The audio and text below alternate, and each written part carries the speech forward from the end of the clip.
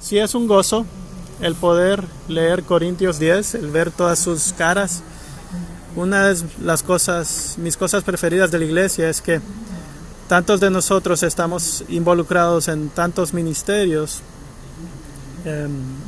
Venimos acá, nos vemos el uno al otro y cada uno de nosotros representa un ministerio que tratamos de ministrar para la gloria de Dios. Tenemos ministros, tenemos proveedores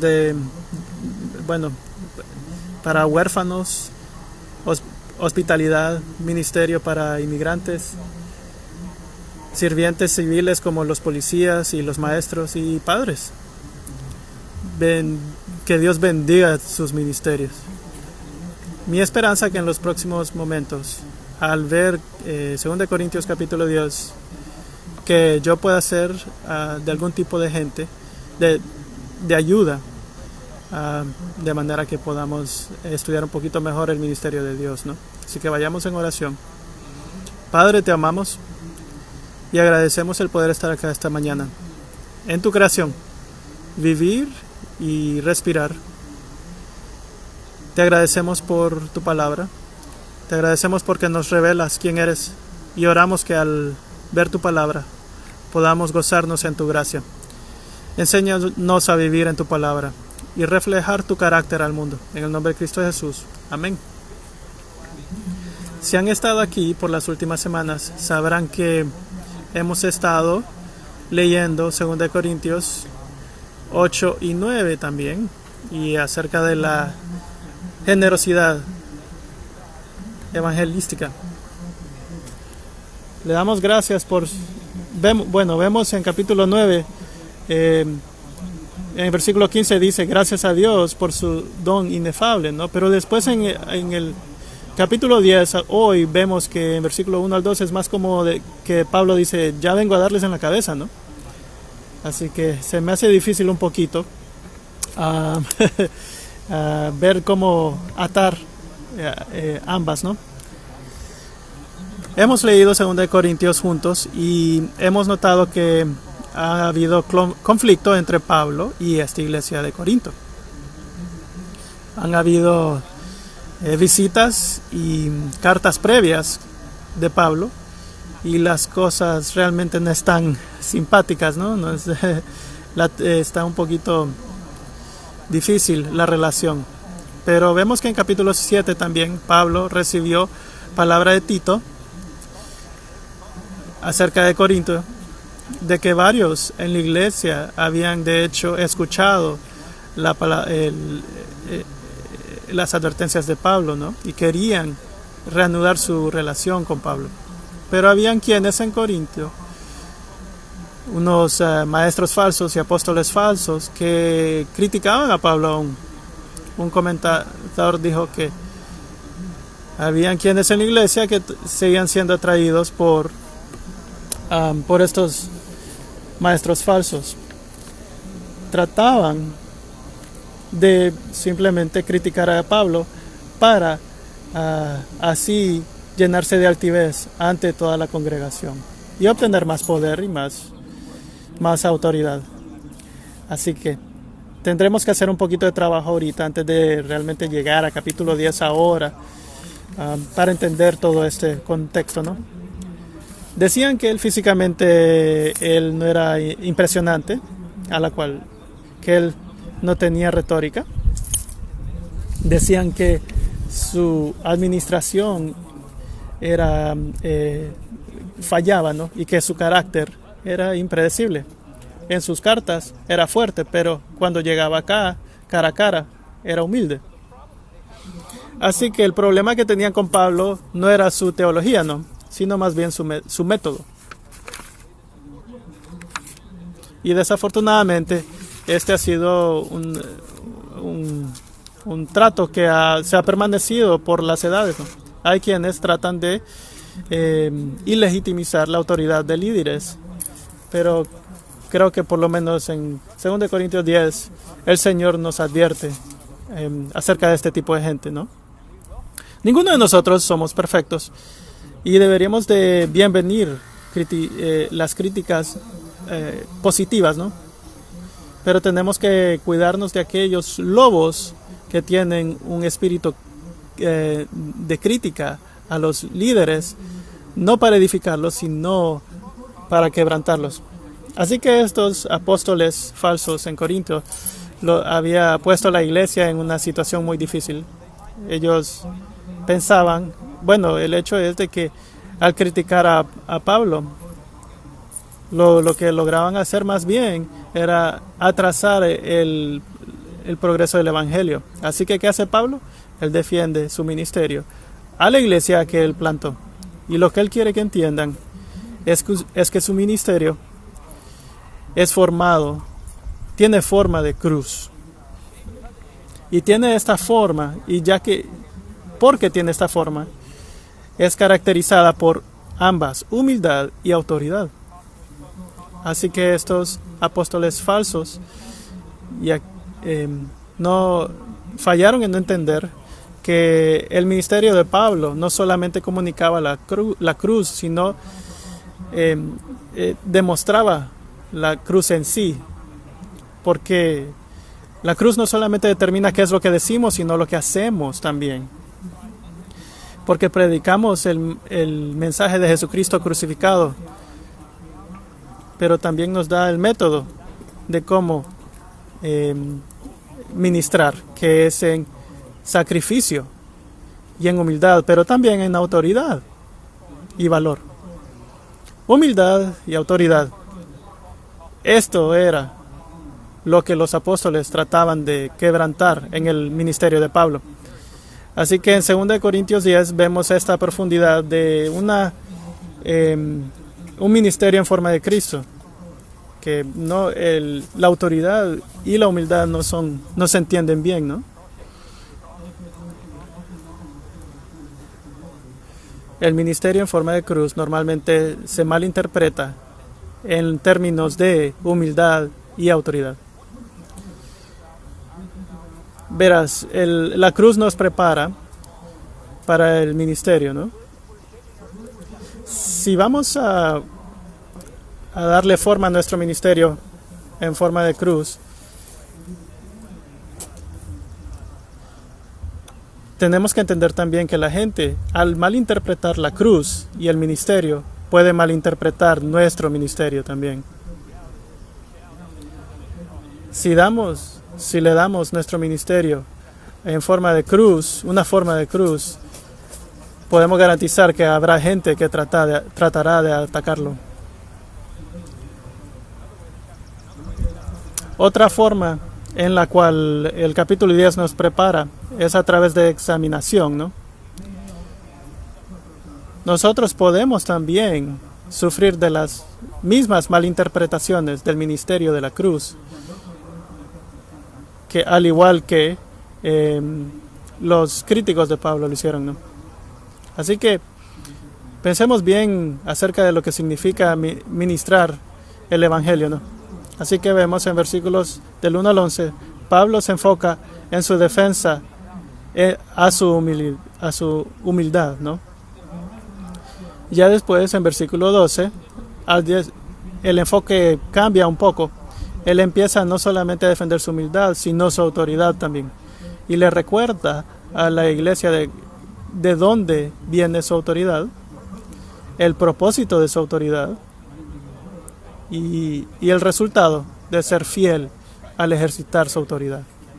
Así que si tomas notas el día de hoy, puedes decir que tenemos 2 puntos y debajo de cada punto son 3 subpuntos, ¿no? Así que comencemos con el primer punto. Pablo defiende su humildad.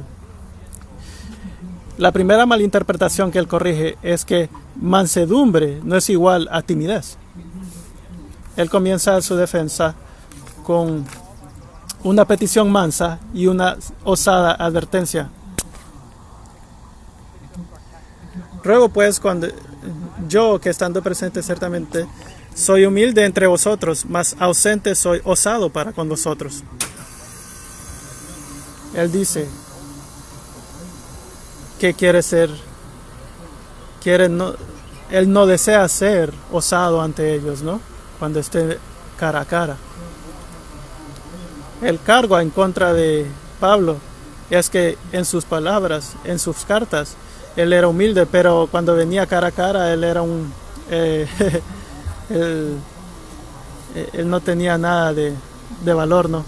Como si fuese el mago de Oz, ¿no? Que detrás de la cortina tenía valor, pero después de la cortina se removía, él ya simplemente era lleno de debilidad, ¿no? Pero su amabilidad no era evidencia de su debilidad, sino de la fortaleza de la cruz. Cuando vemos la cruz de Cristo, lo que vemos es un acto de misericordia en mansedumbre, en juicio del pecado que tú y yo que merecíamos tener. Jesucristo, el Rey de los cielos, que pudo haber llamado a legiones de ángeles a su defensa para asesinar a todos sus enemigos, ¿qué hace? Al colgar de la cruz, ¿qué dice? Padre, perdónalos. Perdónalos. No entienden lo que hacen, ¿no? Así que a través de la cruz, Dios hace a sus enemigos, los transforma en hijos. Tenemos un Padre amable. Pero ser amable y manso no es lo mismo a ser tímido. No dejemos que el miedo de ser considerado como tímido nos prive de dar humildad y mansedumbre a los demás. La timidez viene de un lugar de miedo. No queremos ofender a nadie, no queremos que alguien piense que estamos locos, ¿no? Pero ser tímido viene de un lugar de temor, más aún así la mansedumbre viene de un lugar de fortaleza y certeza. Muchos dicen que la mansedumbre no es la ausencia de fuerza, sino es la fuerza bajo control. Ser manso no es lo mismo a ser manso. Unos creen que Cristo era tímido o débil, que la cruz es una señal de debilidad, pero no, la cruz es señal de fuerza. Y cuando vemos a Jesucristo y su mansedumbre en la cruz, vemos que ese es el tipo de ministerio que nosotros queremos tener. La segunda mala interpretación que Pablo corrige es que el ser humano no es igual a ser incapaz. En los versículos 3 y 6 son los versículos más conocidos, ¿no? Pues aunque andamos en la carne, no militamos según la carne, porque las armas de nuestra milicia no son carnales, sino poderosas en Dios para la destrucción de fortaleza, derribando argumentos y toda altivez que se levanta contra el conocimiento de Dios y llevando cautivo todo pensamiento a la obediencia a Cristo, y estando prontos para castigar toda desobediencia cuando vuestra obediencia sea perfecta. Ser humano no significa ser incapaz. Estos apóstoles decían que Pablo caminaba según la carne, y puede significar varias cosas, ¿no? Una de las cuales tal vez era que él operaba bajo estándares del mundo, ¿no? Y que su ministerio realmente no tenía ningún poder espiritual. Y trataban de decir esto en contra de Pablo. Y Pablo realmente ni siquiera trata de alegar con eso, ¿no? Más bien reconoce dos realidades. Y dice, primero, sí, caminamos en la carne y sí tenemos cuerpos físicos y sí tenemos limitaciones, ¿no? Es como que tenemos debilidad en el cuerpo, ¿no? Y somos humanos.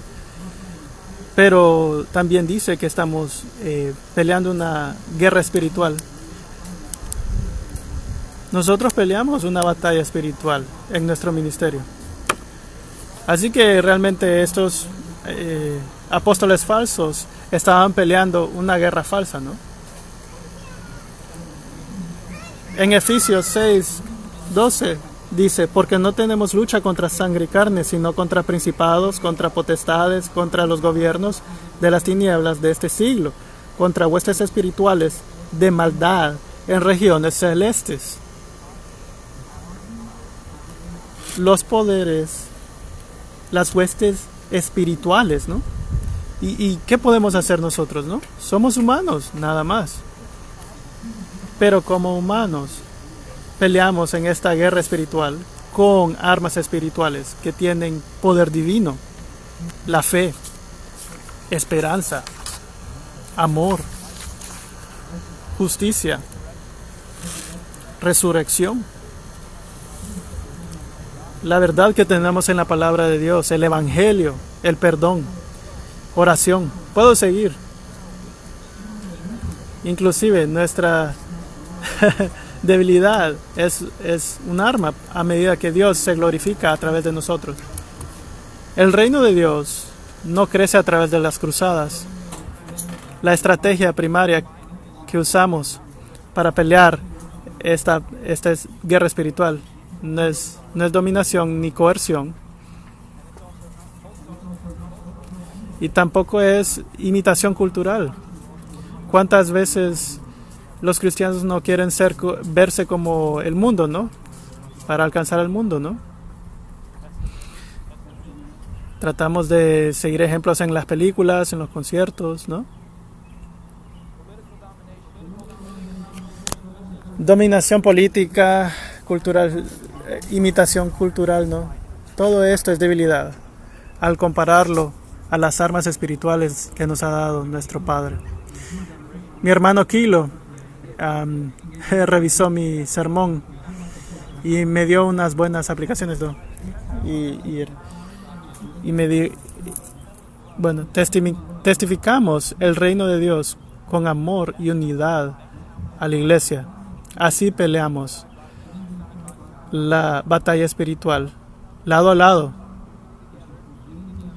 Buscamos unidad, nos amamos el uno al otro, mantenemos la fe, mantenemos la esperanza, buscamos justicia y piedad, proclamamos el evangelio, oramos por el uno al otro y no negamos nuestras debilidades.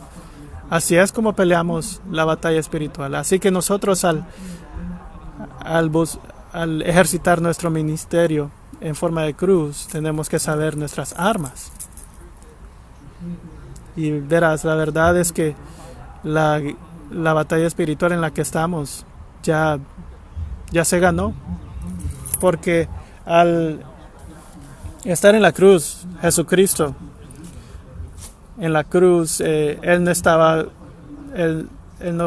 no fue vencido, sino más bien él estaba diciendo, así es como se ve la victoria. La guerra ya ha sido vencida y nosotros realmente deberíamos de pelear como vencedores ya. Ser humano no es lo mismo a ser inútil, ¿no? La tercera malinterpretación es que Pablo trata de corregir, es que ser fiel no equivale a ser engreído, ¿no? Vemos versículo 7. Si alguno está persuadido en sí mismo que es de Cristo, esto también piense por sí mismo que como Él es de Cristo, así también nosotros somos de Cristo, porque aunque me gloríe algo más todavía de nuestra autoridad, la cual el Señor nos dio, para edificación y no para vuestra destrucción, no me avergonzaré. Estos apóstoles creían que Pablo estaba un poco engreído, ¿no?, de su autoridad. Más aún así, Pablo estaba siendo fiel con su autoridad, dada por Dios. Así que Pablo entendía que su autoridad venía de Dios y que la tenía que usar para la edificación de la iglesia. Así que él no pedía perdón por esto. Cuando él insiste por su autoridad, lo hace al ser fiel al Señor y lo hace por su bien también. No lo hace para asustarlos, aunque malinterpretaron su ministerio. Él insistía en mantener su autoridad consistente con su llamado. Pablo no era engreído al ejercitar su autoridad. Él humildemente y fielmente estaba ejercitando el ministerio que había sido dado a él por Cristo.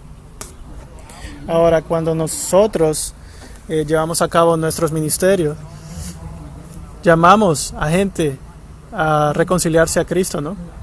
Podemos ser criticados como engreídos o quienes juzgan a los demás o hipócritas. Pero no dejes que esas cosas te mantenga de ejercitar tu ministerio. No queremos realmente invitar esas críticas al realmente ser engreídos, ¿no?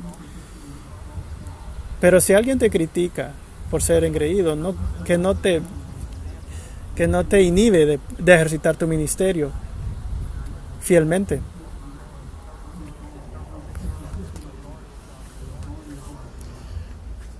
Cuando he insistido con la autoridad de la palabra, a veces he sido criticado en mi experiencia, pero puedo darte ejemplos en los que no he dejado que el miedo de ser tomado como engreído me prive de ejercitar mi ministerio. No dejes que el riesgo de ser considerado engreído te prive de ministrar el Evangelio. Porque damos el ministerio para aquellos que pueden aceptar el Evangelio.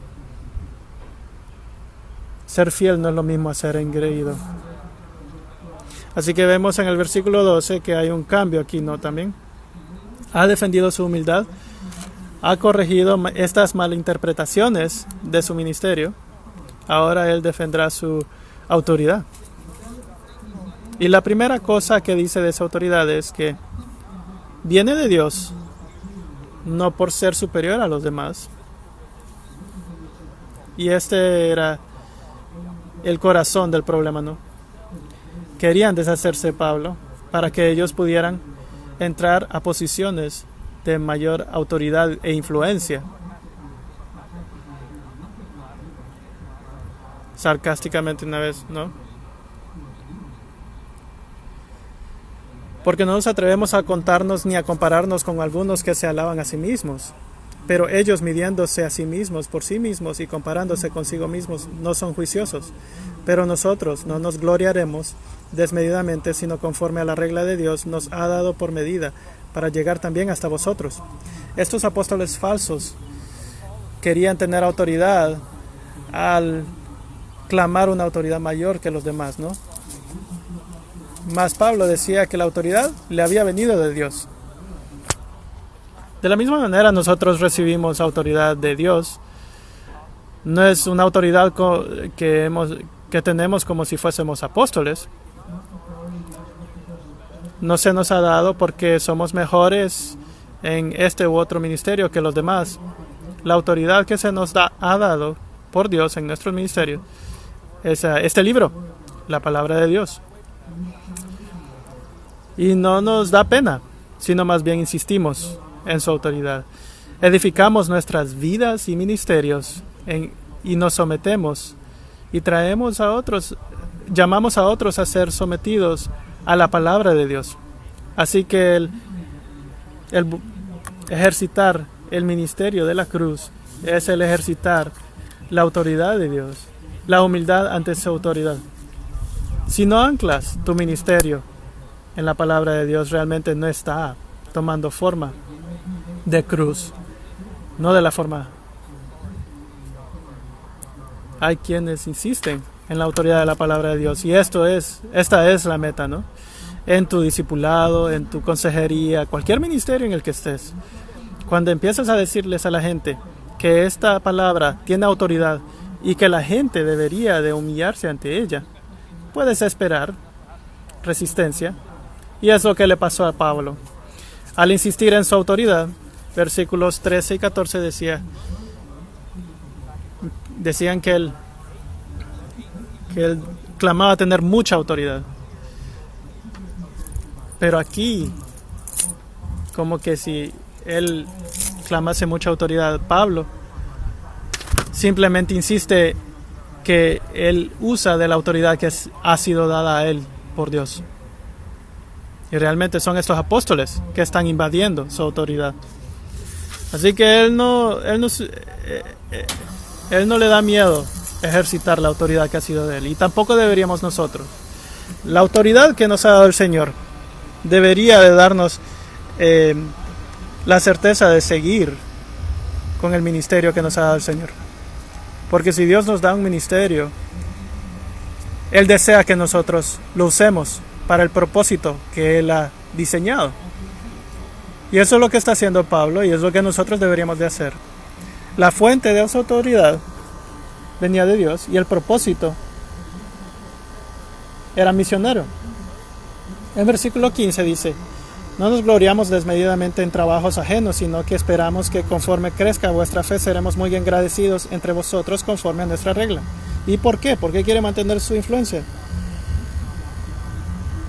Y que anunciaremos el Evangelio en los lugares más allá de vosotros, sin entrar en la obra de otro para gloriarnos en lo que ya estaba preparado.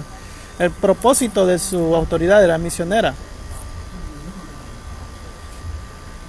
Estos apóstoles habían hecho la iglesia su propio campo misionero, ¿no? Pero ese no era el propósito de Pablo y no debería de ser el nuestro.